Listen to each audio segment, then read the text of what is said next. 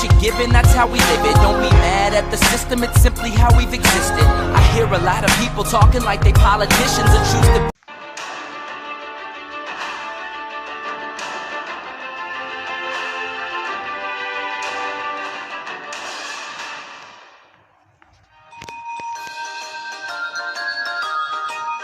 proklamasi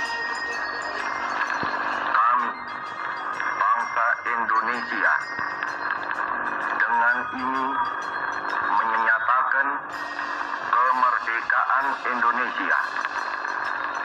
Setiap tanggal 17 Agustus, kita memperingati Hari Kemerdekaan Republik Indonesia. Tapi tahukah teman-teman, ada sejumlah fakta unik seputar proklamasi kemerdekaan 17 Agustus 45. Setelah Jepang menyerah pada Sekutu tanggal 15 Agustus 1945 dini hari, kelompok pemuda mendesak Soekarno dan Hatta untuk segera menyatakan kemerdekaan Indonesia. Namun Soekarno, Hatta, dan para tokoh golongan tua masih ragu. Karena perbedaan pendapat ini, para pemuda lalu membawa Soekarno dan Hatta ke Rengas Dengklok pada tanggal 16 Agustus 1945 dini hari.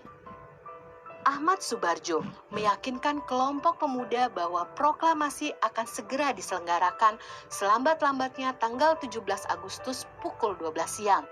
Soekarno dan Hatta pun akhirnya dilepaskan dan dapat dibawa kembali ke Jakarta.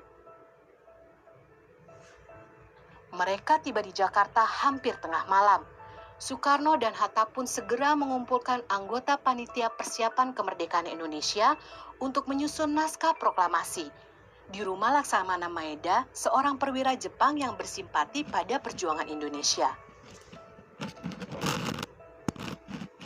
Di ruang tengah rumah Maeda, Soekarno menuliskan konsep teks proklamasi pada secari kertas.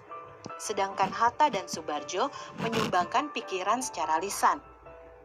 Awalnya Hatta ingin semua peserta rapat menandatangani naskah proklamasi.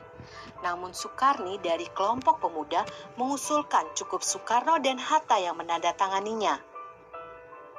Lalu, naskah proklamasi diketik oleh Sayuti Melik dengan 3 perubahan, yaitu mengganti kata tempoh menjadi tempo, wakil-wakil bangsa menjadi atas nama bangsa Indonesia, dan penulisan tanggal menjadi Jakarta hari 17 bulan 8 tahun 05, tahun 05 merujuk tahun 2605 yang merupakan penanggalan tahun Jepang. 17 Agustus 1945 pagi, teks proklamasi pun dibacakan di rumah Soekarno di Jalan Pegangsaan Timur nomor 56. Peristiwa bersejarah itu hanya berlangsung kurang dari 1 jam dalam suasana yang sederhana dan khidmat. Bangunan asli rumah Bung Karno kini sudah tak ada.